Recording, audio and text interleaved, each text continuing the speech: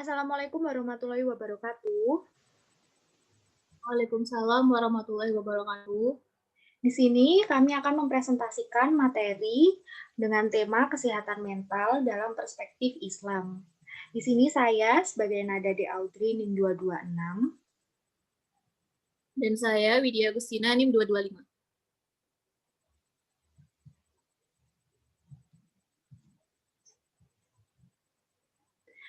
Kesehatan mental memiliki pengertian dari istilah dan menurut Islam. Yang pertama, menurut istilah, kesehatan mental diambil dari konsep mental hygiene.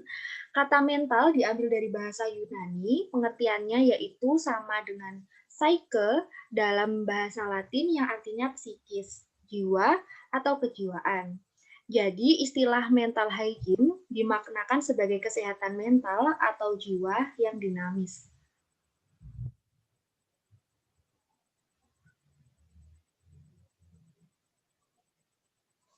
Selanjutnya, pengertian kesehatan mental menurut Islam, yaitu Dr. Jalaluddin dalam bukunya yang berjudul Psikologi Agama mengatakan bahwa kesehatan mental merupakan suatu kondisi batin yang senantiasa berada dalam keadaan tenang, aman, dan tentram, dan upaya untuk menemukan ketenangan batin dapat dilakukan antara lain melalui penyesuaian diri secara resignasi atau penyerahan diri sepenuhnya kepada Tuhan.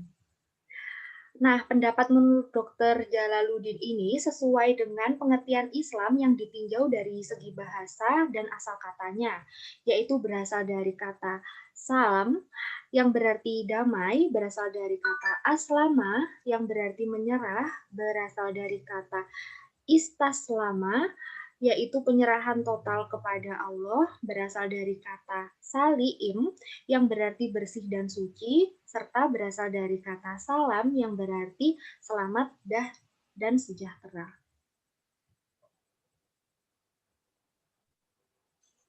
Kesehatan mental menurut perspektif Islam. Fitrah manusia sebagai makhluk ciptaan Allah Subhanahu wa taala ialah manusia diciptakan mempunyai naluri beragama, yaitu agama tauhid. Kalau ada manusia tidak beragama tauhid, maka tidak wajar. Mereka tidak beragama tauhid itu hanya karena pengaruh lingkungan. Pada Quran Surah Ar-Rum ayat 30, fitrah Allah dalam ayat ini maksudnya ciptaan Allah, manusia diciptakan Allah mempunyai naluri beragama yaitu agama tauhid.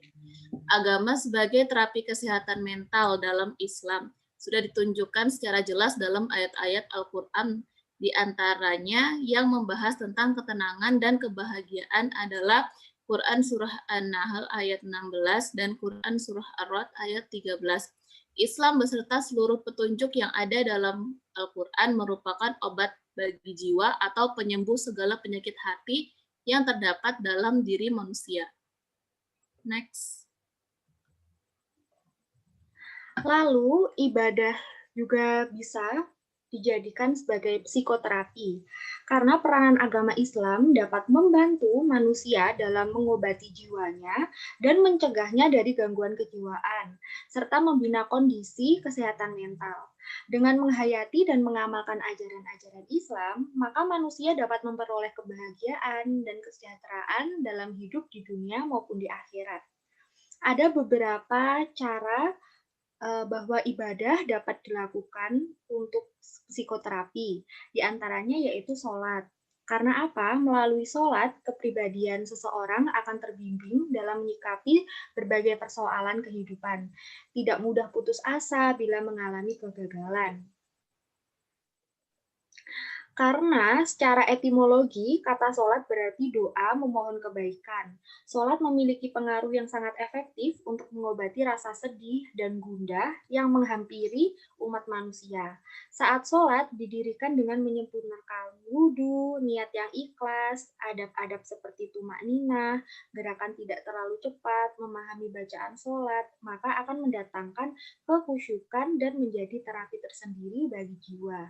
Dengan kata lain, jiwa akan tenang jika sholat dilakukan sesuai dengan tuntutan Rasulullah.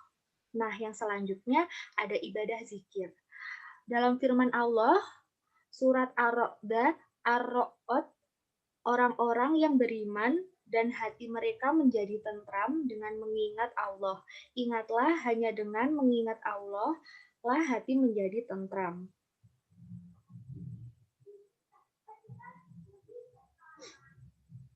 Dan yang selanjutnya membaca Al-Quran. Membaca Al-Quran disertai dengan mantadabburi.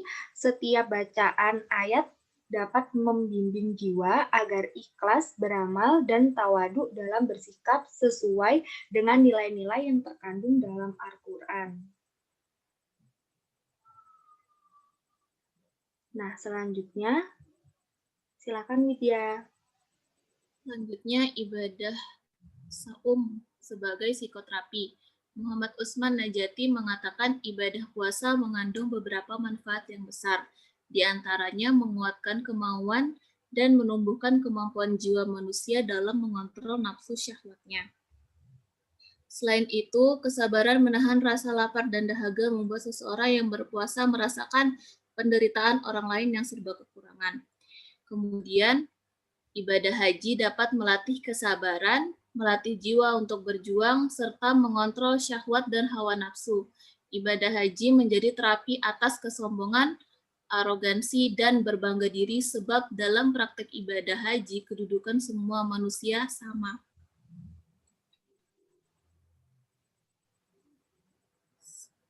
Next.